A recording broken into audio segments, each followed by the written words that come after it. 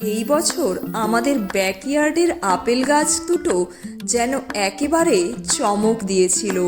বসন্তের শেষে যখন গোটা গাছ কুড়ি ধরেছিল আর ফুলে ভরে গেছিল, তখনই বুঝেছিলাম এবছর ফল হয়তো ভালোই হবে, কিন্তু এতটা হবে সেটা কল্পনাও করিনি।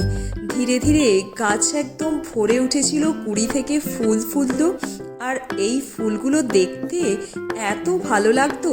সকালে জানালা দিয়ে প্রথমেই চোখ যেত আমার এই আপেল গাছ দুটোর দিকে, আর সারাদিন প্রচুর মৌমাছি এসে এই ফুলগুলোই ছেঁকে ধরতো। কিন্তু হঠাৎই সেদিন দেখি ডালগুলো বেশ নিচের দিকে চলে গেছে। তাই গ্যারাজ থেকে খুঁজে খাজে লাঠি বা দড়ি যা পেলাম সেগুলো দিয়ে গাছগুলো একটু টেনে বেঁধে দিয়েছিলাম, যাতে তবু একটু সেফ থাকে এই ভেবে। অতনু বেশ কয়েকদিন আগে থেকেই বলছিল আপেলগুলো তুলে নিতে, কিন্তু আমি যখন গাছটার দিকে তাকাতাম আর বাতাসে দুলতে দুলতে আপেলগুলো যেন বলতো আর একটু বড় হই, তারপর আমাদের তুলো।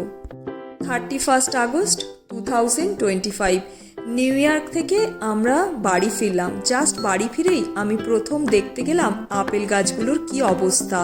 এদিকে একটু ঝড়ের মতো হয়েছিল শুনেছিলাম, তো দেখলাম সত্যি আপেলের ডালগুলো দেখলাম ভেঙে গেছে, আপেল গাছটা পুরো নুয়ে গেছে। মনটা খুব খারাপ হয়ে গেল, মনে হচ্ছিল গাছটা যেন নিজের আনন্দের ভারী আর সামলাতে পারছে না।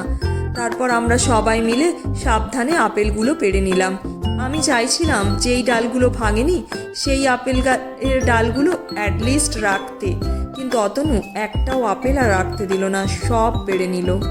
তবে আজ যখন সেই ভাঙা ডালটার দিকে তাকাই, তখন খারাপ না লেগে বরং মনে হয় এটাই তো প্রাকৃতিক সৌন্দর্য। কখনো কখনো জীবনে এত সুখও আসে যে তার ভারে একটু নুয়েই পড়তে হয়। আমাদের এই ব্যাকইয়ার্ডের আপেল গাছটা তাই শুধু ফল দেয়নি, দিয়েছে একটা সুন্দর শিক্ষা। প্রাচুর্য যত্ন চায়, আর ভাগ করে নিলে তবেই সেই আনন্দ পূর্ণ হয়। পাশাপাশি কিছু বন্ধুদের জিজ্ঞাসা করেছিলাম ওরা কেউ আপেল নিতে চায় কি না, সেরকম কেউ নিতে চায়নি। তাই আমরাই 2-3 মাস ধরেই আপেলগুলো খেয়েছিলাম। তবে গাছে থাকা অবস্থাতেই লাল আপেলগুলোর ভেতরে কেমন বাদামি বাদামি দাগ হয়ে গেছিল, গ্রিন আপেলগুলো একদম সুন্দর ছিল।